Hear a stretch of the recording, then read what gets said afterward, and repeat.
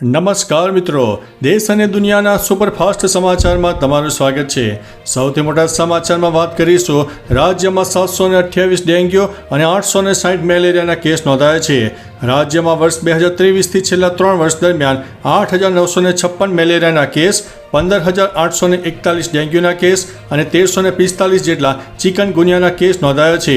વર્ષ 2025માં છેલ્લા 28 સપ્તાહમાં 92.86 લાખથી વધુ નમૂના લેવામાં આવ્યા હતા, જેમાં મેલેરિયાના 860 કેસ અને 40 નોંધાયા હતા, જ્યારે ડેન્ગ્યુના તપાસ માટે 69,000થી વધુ સીરમ લેવામાં આવ્યા, જેમાંથી 728 કેસ ડેન્ગ્યુના તેમજ 130 કેસ ચિકનગુનિયાના નોંધાયા હતા। મિત્રો, અન્ય મહત્વના સમાચારની વાત કરીએ તો બ્રિજ બનતા ગ્રામજનોની મુશ્કેલીમાં અંત આવ્યો છે। મહીસાગર જિલ્લાના લુણાવાડા તાલુકામાં સાલાવાડ ગામ ખાતે પ્રધાનમંત્રી ગ્રામ સડક યોજના અંતર્ગત બનાવેલ બ્રિજ બનતા ગ્રામજનોની મુશ્કેલીનો અંત આવ્યો છે। સાલાવાડા ગ્રામ ખાતે બનાવેલો આ પુલ ગ્રામજનો માટે વરદાન સમાન છે। આ પુલ બનવાના કારણે સ્થાનિક લોકોને જળપ્રવાહમાં ઉતરવાની ફરજ નહીં પડે। આ પહેલાં જળપ્રવાહમાં થઈને મુસાફરી કરવી પડતી હતી, જે કારણે લોકોને જીવનું જોખમ રહેતું હતું। મિત્રો, અન્ય મહત્વના સમાચારની વાત કરીએ તો ટ્રાફિક નિયમોને લઈને સખ્ત આદેશ આપવામાં આવ્યો છે। ગુજરાત હાઈકોર્ટે ટ્રાફિક નિયમોના કડક પાલન અંગે સૂચના આપી છે। હાઈકોર્ટની તાકીદને પગલે અમદાવાદ પોલીસ ટ્રાફિક નિયમોનું ઉલ્લંઘન કરનારા વાહન ચાલકો સામે કડક કાર્યવાહી શરૂ કરી છે। ટ્રાફિક નિયમોનું પાલન ન કરનારા વાહન ચાલકો સામે લાલ આંખ કરવા અને નિયમોનું ઉલ્લંઘન કરનાર વાહનો જપ્ત કરવા સુધીના પગલાં લેવા હાઈકોર્ટે તાકીદ કરી છે। ઉપરાંત ટ્રાફિક પોલીસને કડક કામગીરી કરવા માટે પણ નિર્દેશ આપવામાં આવ્યો છે। મિત્રો, અન્ય મહત્વના સમાચારની વાત કરીએ તો 39 રસ્તાઓ પર પેચવર્કની કામગીરી પૂર્ણ થઈ છે।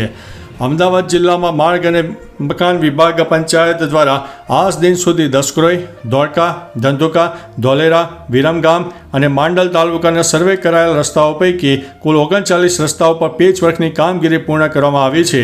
તેમાં 3 રસ્તા પર ડામર પેચની કામગીરી ચાલુ છે। ઉપરાંત અન્ય 3 રસ્તાની બંને બાજુ નડતર રૂપ ગાડા બાવળ દૂર કરવાની પણ કામગીરી પૂર્ણ થઈ છે અને એક રસ્તા પર કામગીરી પ્રગતિમાં છે। મિત્રો, અન્ય મહત્વના સમાચારની વાત કરીએ તો અમરેલીમાં પાણીની ટાંકી ધરાશાયી થઈ છે। અમરેલી જિલ્લામાં આવેલા ખાંભામાં પાણીની ટાંકી ધરાશાયી થઈ હોય તેવા સમાચાર સામે આવ્યા છે। મોટા બારમણ ગામ નજીક આ દુર્ઘટના સર્જાઈ હતી। આ પાણીની ટાંકી 7 ગામને પાણી પૂરું પાડતી હતી। આ ટાંકી ધરાશાયી થતાં લાખો લીટર પાણી વેડફાયું હતું। આ પાણી રસ્તા પર ફરી વળતા રોડ બંધ કરવાની ફરજ પડી હતી। ખાંભા અને નાગેશ્રી હાઈવે ઉપર પાણી આવતા રસ્તો પણ બંધ કરવામાં આવ્યો હતો।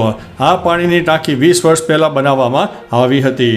મિત્રો, અન્ય મહત્વના સમાચારની વાત કરીએ તો મોદી સરકાર આપશે 15,000 રૂપિયા। બિહારમાં પીએમ મોદીએ કહ્યું છે કે સરકાર યુવાનોને તેમની પહેલી ખાનગી નોકરી પર 2 હપ્તામાં 15,000 રૂપિયા આપશે। ઉપરાંત નવી નોકરી આપતી દરેક નોકરી માટે 3,000 રૂપિયા મળશે। આ 1.07 લાખ કરોડની રોજગાર સાથે જોડાયેલી પ્રોત્સાહન ELE યોજના છે, જે 1/8/2025થી 31/7/2027 સુધી ચાલશે, જેમાં કંપની ELAમાં નોંધાયેલ છે અને જે પહેલીવાર નોકરી શરૂ કરી રહ્યા છે અને EPFOમાં નોંધાયેલ છે તેમને આ લાભ મળવાનો છે। મિત્રો, અન્ય મહત્વના સમાચારની વાત કરીએ તો રાજકોટમાં જન્માષ્ટમી મેળા અંગે SOP જાહેર। રાજકોટમાં લોકમેળાને લઈને મોટા સમાચાર સામે આવ્યા છે। ગુજરાત સરકાર દ્વારા મેળાને લઈને SOP જાહેર કરવામાં આવી છે। રાજકોટ જન્માષ્ટમી લોકમેળામાં RCC ફાઉન્ડેશન ફરજિયાત રાખવામાં મુક્તિ આપવામાં આવી છે। મેળામાં સોઇલ ટેસ્ટ માન્ય રહેશે। આ સાથે અન્ય નિર્ણયો સ્થાનિક તંત્ર લઈ શકશે। મિત્રો, અન્ય મહત્વના સમાચારની વાત કરીએ તો ગુજરાત મેરીટાઈમ યુનિવર્સિટીનો પ્રથમ પદવીદાન સમારોહ 19 જુલાઈએ યોજાશે। CM ભૂપેન્દ્રભાઈ પટેલ આ પદવીદાન સમારોહનું મુખ્ય અતિથિ તરીકે ઉપસ્થિત રહેશે। આ સમારોહમાં 8 વિદ્યાર્થીઓને સહિત 13 વિદ્યાર્થીઓને તેમની ઉત્કૃષ્ટતા માટે ગોલ્ડ મેડલથી સન્માનિત કરાશે। ઔરા ઓડિટોરિયમમાં સાંજે 5 કલાકે યોજાયેલા પદવીદાન સમારોહમાં LLM વિદ્યાશાખાના 188 અને MBAના 62 વિદ્યાર્થીઓને પદવી પ્રમાણપત્રો એનાયત કરવામાં આવ્યા હતા। મિત્રો, અન્ય મહત્વના સમાચારની વાત કરીએ તો તારક મહેતાનો શો છોડવાની અફવાઓ પર માધવી ભાભીએ મૌન તોડ્યું છે। સોનારિકા જોશીને પૂછવામાં આવ્યું કે તારક મહેતા કા ઉલ્ટા ચશ્મા શો તે છોડી દેશે એવી ઘણી અફવાઓ સામે આવી છે, તો શું તે શો છોડશે? તો અભિનેત્રીએ જવાબ આપ્યો છે કે મને કોઈ ચિંતા નથી, બિલકુલ નહીં, કારણ કે હું જાણું છું અને હું શું છું અને આ શો મારા માટે ઘણો અર્થ ધરાવે છે। મિત્રો, અન્ય મહત્વના સમાચારની વાત કરીએ તો પીએમ આવાસ યોજનાની સહાય ચૂકવાઈ. વડાપ્રધાન નરેન્દ્રભાઈ મોદી બિહારના મોતીહારીથી એક વિશેષ કાર્યક્રમ દરમિયાન પ્રધાનમંત્રી આવાસ યોજના, જેમાં ગ્રામીણ હેઠળ 40,000 લાભાર્થીઓના ખાતામાં સીધી રીતે ₹162 કરોડ ટ્રાન્સફર કર્યા છે. આ ઉપરાંત પીએમ મોદીએ 12,000 લાભાર્થીઓને મકાનની ચાવીઓ પણ સોંપી છે.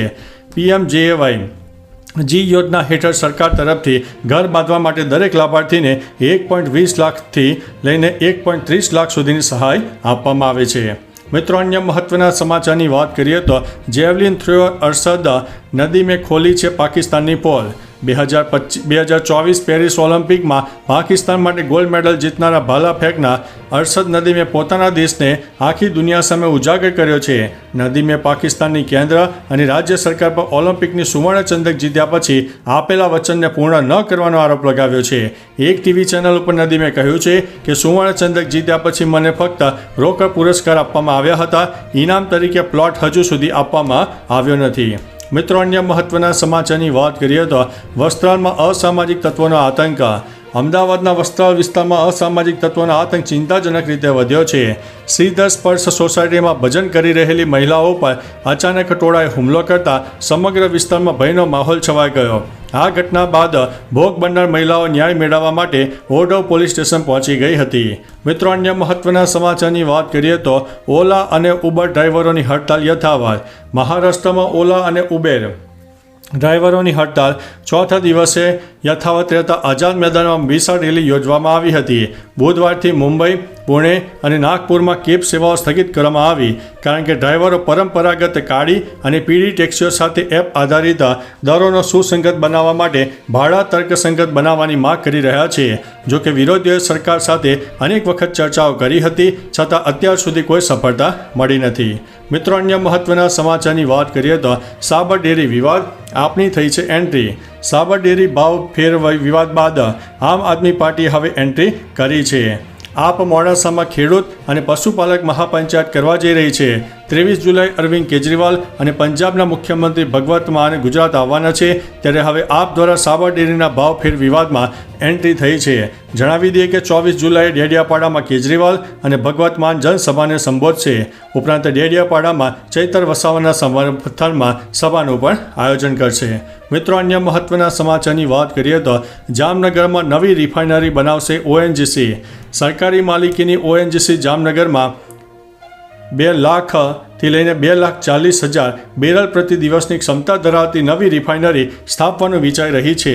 નામ ન આપવાની શરતે અધિકારીએ જણાવ્યું હતું કે ONGC હાલ પ્રસ્તાવિત પ્રોજેક્ટ માટે પૂર્વ શક્યતા અભ્યાસ કરી રહી છે. ઉલ્લેખનીય છે કે ભારત વિશ્વનો ત્રીજો સૌથી મોટો તેલ આયાત કરનારો અને ગ્રાહક દેશ છે. તેનો હેતુ વૈશ્વિક રિફાઇનિંગ હબ તરીકે સ્થિતિને વધારવાનો છે. તો ચાલો મિત્રો, ફરીથી દેશ અને દુનિયાના સુપરફાસ્ટ સમાચાર લઈને મળતા રહીશો. ત્યાં સુધી અમને રજા આપશો. નમસ્તે.